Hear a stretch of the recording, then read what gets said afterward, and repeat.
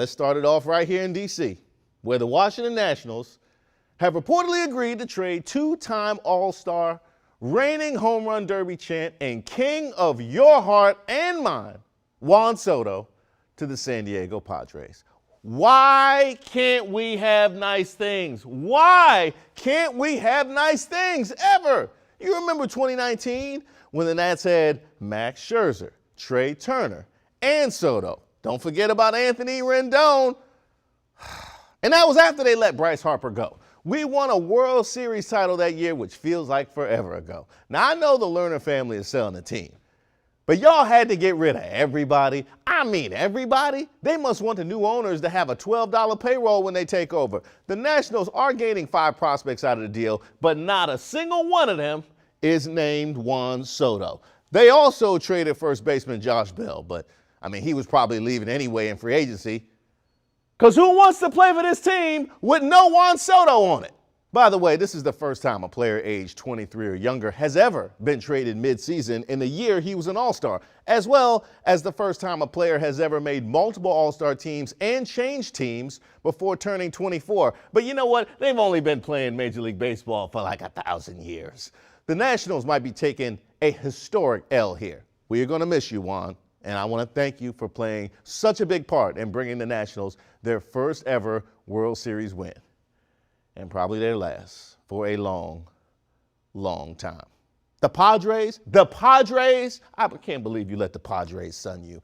Let's stay in D.C. for this next story, where Serena Williams came to town for the City Open, probably because she hadn't heard about the Juan Soto trade, or she never would have came, right?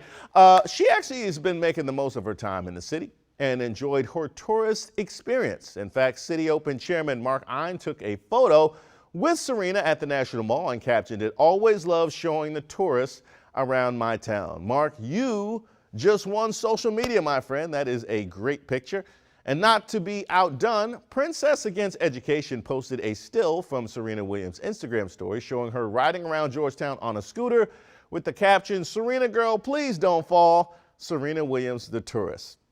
Imagine seeing one of the greatest athletes of all time just scoot right past you on your way to grab a drink at Nick's Riverside Grill. By the way, be very careful, Serena. I don't want you to miss the U.S. Open because of a scooter incident. Also, don't leave your scooter anywhere crazy, because we got a whole segment called Greatest Hit for that. I would have to call you out with everybody else who does that. Hey, I got integrity. It's what I got to do. Let's head to New York City for this next story, where retailers have begun locking up everyday food items thanks to a surge in shoplifting due to inflation-related price increases. In fact, this tweet shows a can of Spam in a lockbox with the caption, "The thoroughly revamped loss prevention regime at the Port Authority Duane Reade has finally created something of beauty, a sort of Jeff Koons homage." Now, that is pretty accurate. Sad and weird, but accurate. And by the way, for those unfamiliar with Jeff Koons, which pretty much is everybody, he's an artist who gained worldwide notoriety for putting vacuum cleaners in plexiglass, which are now worth somewhere around $4.5 million. Maybe buying that security box Spam is an investment. After all, things are pretty bad when places are locking up Spam to keep shoplifters from reselling it online. But the fact that Spam has a reseller's market like Jordans and Louis Vuitton purses is pretty crazy. Now, the only good to come from this story is that I got to give an art history lesson. And by the way, one of our show's writers, and we have a very, very esteemed and deep writing staff, went to school for graphic design. So he's just happy he got to use his degree for something today. And by the way, if you've ever had the opportunity to check out the Port Authority Duane Reade, I demand you take it, and you will develop a level of gratitude for everything else in your life. I chose this last story because it's petty even by corporate standards. SoulCycle has launched a promotion called F It, Let's Ride Together, where they will give customers 47 free classes if they trade in their Peloton bikes. Wow, look at that. SoulCycle has no chill whatsoever. They're going to strip those Pelotons for parts like a Honda Civic. Once again, a company has gone to the Suge Knight School of Marketing. If you don't want your bicycle all up in the living room, dancing, taking up space, come to SoulCycle. That was close. That was close. I would have liked it better without the Suge face on top of the actual face. I I think we're at a place in 2022 where we could just put those lips on anything.